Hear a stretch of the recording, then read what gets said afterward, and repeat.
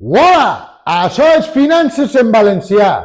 Si haguera de triar una clau en les finances personals, seria, sense cap mena de dubte, el fet de pagar-te a tu primer.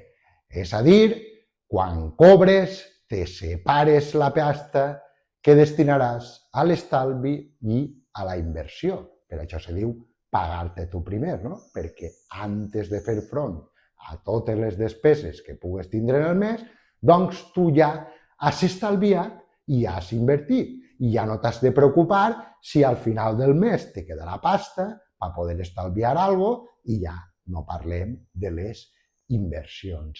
Este gest tan senzill i que tan poca gent aplica avui en dia és decisiu, decisiu. T'ho dic i no me cansaré de repetir-te-ho. Te canviarà la vida. Sempre disposaràs de diners per si de cas.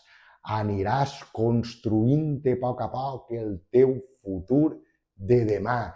I si ho automatitzes, ficant una transferència, dos transferències el dia 3 de cada mes periòdiques, tu ja, eixa pasta, ja no la veuràs, ja no el ficaràs nerviós i al mateix temps estaràs estalviant i invertint. Així que hi ha molts aspectes, però si hem de triar un aspecte clau en les finances personals és aquest, és pagar-te a tu primer. Perquè si no te pagues a tu primer, doncs no pots estalviar, i si no pots estalviar no pots invertir, etc, etc, etc, etc. No n'hi ha més. Així que ja saps, per favor, grava-te-ho a foc, fes el que et dóna la gana, però paga't a tu primer. Anem allà! Bé, com funciona la majoria de la gent de cara a les finances personals? Doncs mitjançant la primera fórmula que veiem, no? Ingressos menys despeses és igual estalvi. És a dir, ingressen la nòmina, gasten i fan front a totes les seues despeses i quan acaba el mes, si queda alguna cosa, és quan t'estalvies. Això, naturalment, explica per què la majoria de la gent ni estalvia ni invertix. D'acord? Què és el que hi ha que fer de cara a les finances personals? Doncs ingressos menys estalvi igual a despeses. Què significa això? Se diu el preahorro, paga't a tu primer conforme tu vulguis. És a dir, ingresses la nòmina, te pagues a tu primer i separes l'estalvi i la inversió, com vos ha dit sempre en este canal, un 10% a l'estalvi i un 10% a la inversió, i finalment vius en la resta de diners que queden. És tan fàcil com això.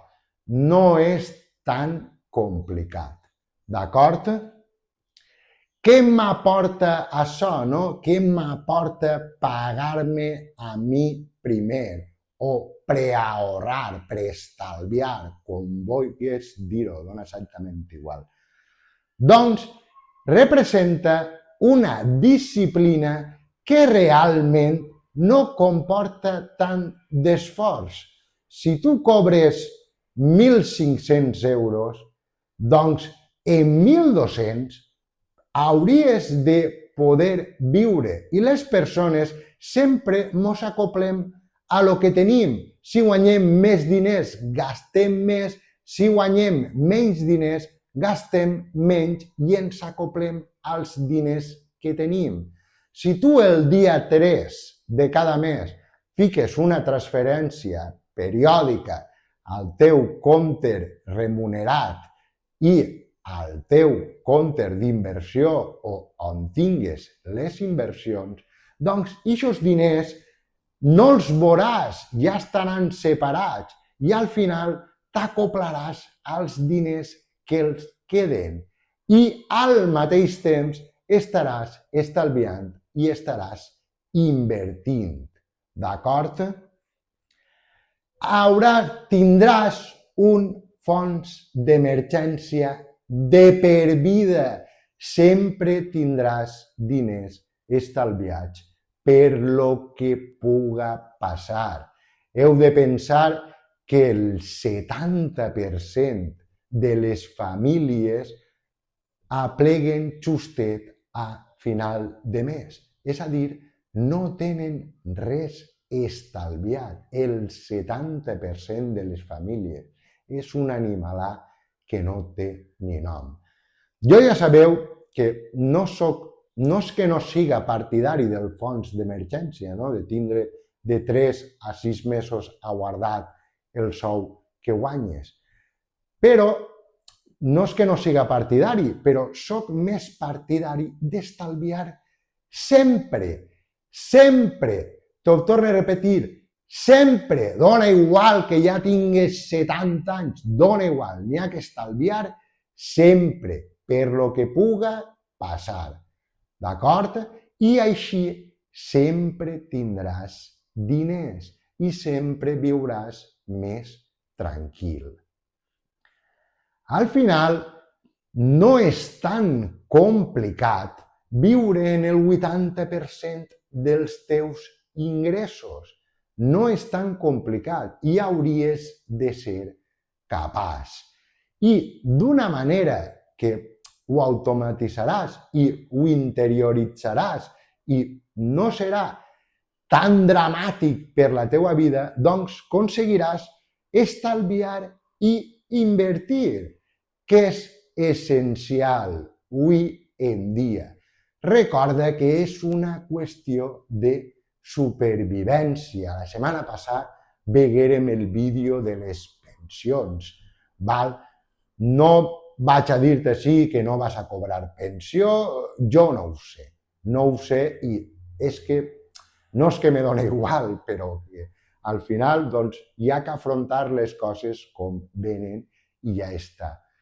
Però si eres capaç de pagar-te a tu primer, com t'ha dit, el 10% a l'estalvi i el 10% a la inversió i viure en el 80%, doncs en molt poquet estaràs fent molt de canvi. I t'assegure, això t'ho puc assegurar, que te canviarà la vida. Així que ja sabeu, vos ho ha dit 70.000 vegades, però no me cansaré de repetir-vos-ho. Paga't a tu primer, collons! I bé, res més, donar-te les gràcies si has estat ahí veient el vídeo. Recorda la mítica frase, avui més que mai, controla la pasta i seràs més feliç. I bé, espero que ja estigueu gaudint bona cosa de l'estiu, com estic fent-ho jo. Adeu!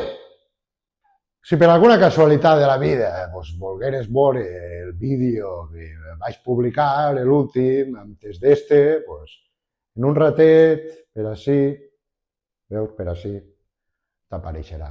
I si per contra ja has après de la importància de pagar-te tu primer i com això pot fer millorar moltíssim les teues finances personals, doncs aprofundix, no? I així també t'apareixerà un altre vídeo que és molt interessant. Ja saps, si no te preocupes de la teua pasta, tu no ho farà ningú. A partir d'ahí, tu ja sabràs el que fas.